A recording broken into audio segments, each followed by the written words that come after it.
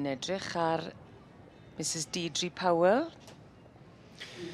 ac yn edrych ar Pencampwriaeth y Rhanfrid Cymreig ar stoc ifanc ac yn cael sgwrs arbennig o dda gyda'r rheini sydd yn mynd ar gwobre ac ar y brig mae dibyn Top Gun. Wy'n deall tawe, cefen Alan Charlesworth ar mae'r rhif yn reit ac fel wyt ti'n gweud dibyn Top Gun yn illydd y dosbarth ceffil 2 neu 2 blwydd.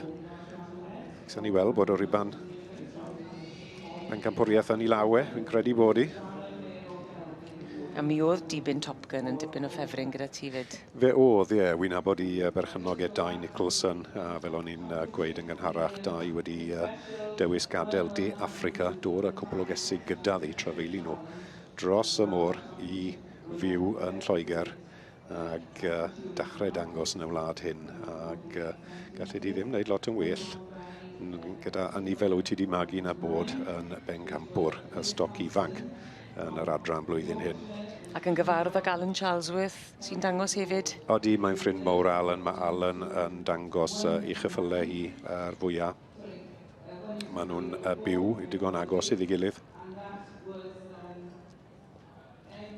Dibyn Top Gun, Marchman a Red Alert. Y march, dibyn Chick Flick yw'r gaseg.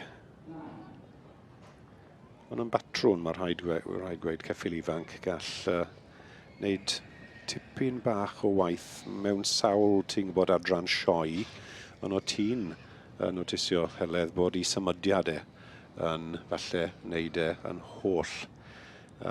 Bosib bod e'n gallu fynd mlaen i wneud rhyw chwaraeon, rhywbeth fel yna. Oedd hwnna'n eitha clir. Oedd e, ie, ar ôl di bwynt o fe mas i fi. Sa'n chi bwysio fi bwynt o dy byd mas i ti? Rebecca Lam, wy'n credu taw ceffil arall yw hwn, yr ebol neu eboles blwydd ceffil.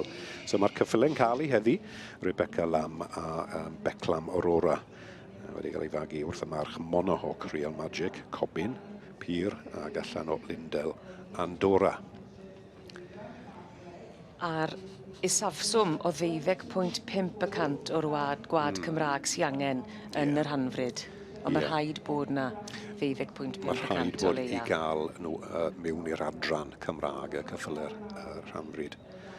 Achos mae rhaid gweud to gan bod ni yn canolbwyntio ar yr dosbarthu hyn. Mae pawb yn y byd Cymraeg yn meddwl, wel, Cymraeg yw A, B, C, D. Ddim yn reit. Mae yna bymed i gael cyffylu'r Rhanfrid. Yr adran pymed. Definitely. Mae pawb yn gofio ni. La fi'n grac. Dim ar ôl bore yma.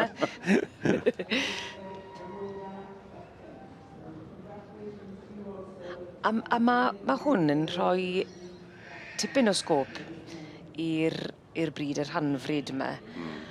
Ac yn gallu cael ei cofrestru yn unrhyw oedran ac uchder. Mae e'n agored iawn. Odi, mae e. Odi wir. Nawr, diddorol, beth ni'n gweld fan hyn, mae yna sawl cystadleuaeth bach yn yr adran hyn, a mae'n gallu bod yn anodd i gadw lan da fe.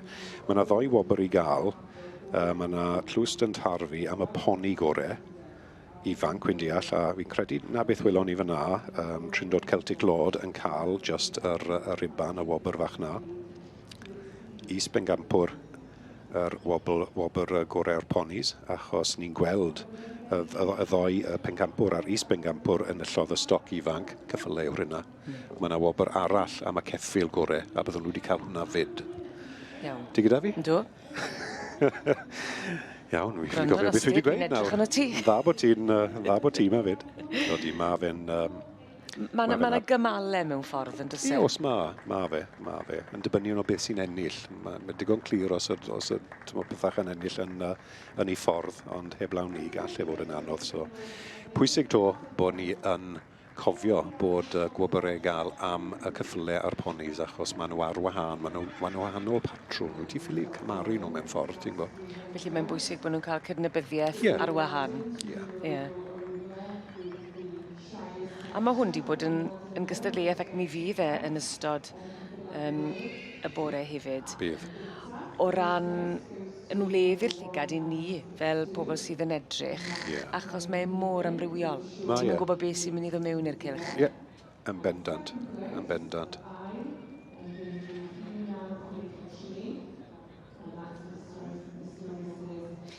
Wel, mi fydd Dai Nicholson, perchennog, dibyn Top Gun fan hyn wrth i bodd. A dyma ni, bencampwr y stoc ifanc gyda'r Rhanfrid Cymreig a llon gyfarchedau mawr iawn i Dai Nicholson a hefyd i Alan Charlesworth am ddangos mor arbennig.